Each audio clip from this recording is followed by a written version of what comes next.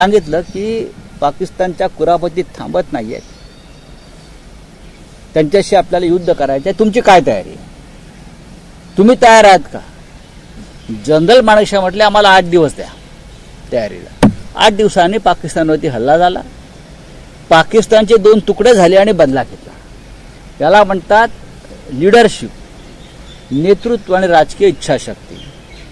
सैनिकांवरती सोडलं ठीक आहे, सैनिकांवर सोडलं ना.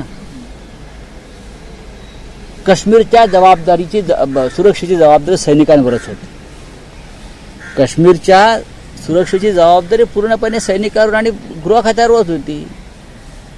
सगळ्यात आधी जर बदला आणि कारवाई करायची असेल प्रधानमंत्र्यांनी तर आधी गृह खात्यावर केली पाहिजे.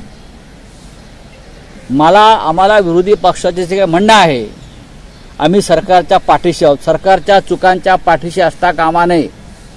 सरकार वारंवार चुका करते आहे देशाच्या सुरक्षेसंदर्भात आणि परत राजकारण करत आहे. हे चालणार नाही.